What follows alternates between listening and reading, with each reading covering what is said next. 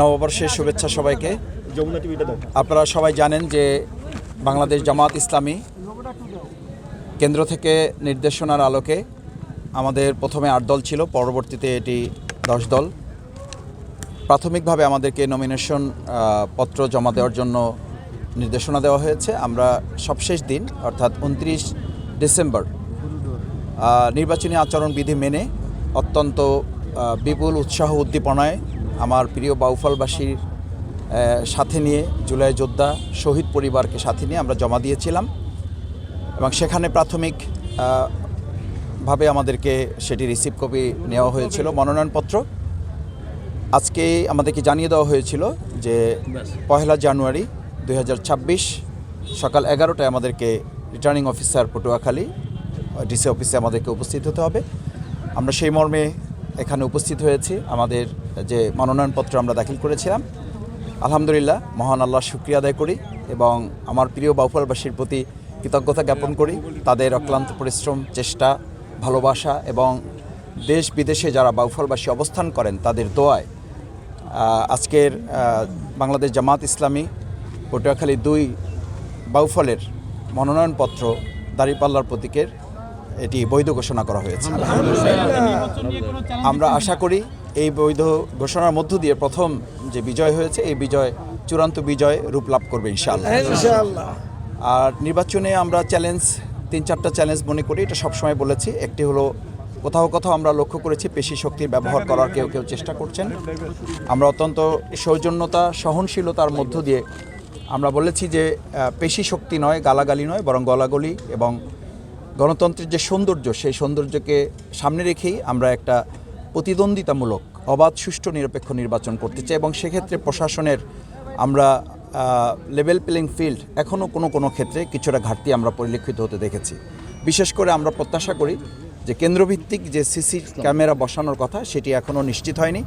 আমরা আশা করি যে এটি এখনও সময় আছে, এটি নিশ্চিত হবে এবং অবৈধ অস্ত্র উদ্ধার, সন্ত্রাসীদের গ্রেপ্তার, যারা হুমকি ধামকি দিচ্ছেন, বক্তব্যের মাধ্যমেও আমি মনে করি কোথাও কোথাও কেউ আচরণবিধি লঙ্ঘন করছেন।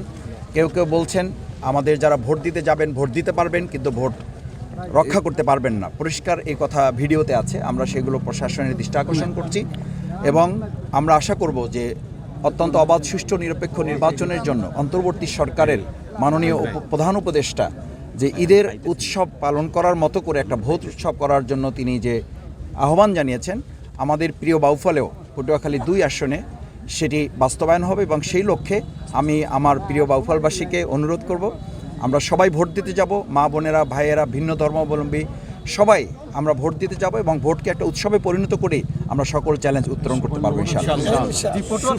শতভাগ আশাবাদী ইনশাআল্লাহ, কারণ ইতিমধ্যে মা বোনেরা, ভাইয়েরা, হিন্দু ধর্মাবলম্বী আমরা বিগত 15 বছর তাদের পাশে থাকার চেষ্টা করেছি। দুর্যোগে, দুর্বিপাকে, ক্রান্তিকালে, ক্রাইসিসে আমরা তাদের সাথে ছিলাম, সাথে আছি এবং সাথে থাকব। এই আস্থা আমার সম্মানিত বাউফলবাসীর মধ্যে অর্জিত হয়েছে। আমি আশা করি তারা আমাদের নির্যাতন, নিপীড়ন দেখেছে। আমাকে 4.5 বছর জেলখানায় রাখা হয়েছে, আমাকে 67 দিন রিমান্ড দেওয়া হয়েছে, আমার 4র্থ সন্তানকে শহীদ করা হয়েছে।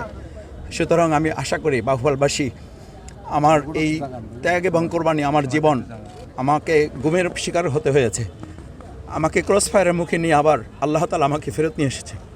সুতরাং আমি আশা করি আমার প্রিয় এবং সম্মানিত বাউফলবাসী, আমি তাদের সাথে থেকেছি। আগামী 12ই ফেব্রুয়ারি তারা দাঁড়িপাল্লা এবং জামাত ইসলামী সহ যে 10 দল আমরা ঐক্যবদ্ধভাবে একত্রিত হয়ে ইনশাআল্লাহ বিজয় নিশ্চিত করব।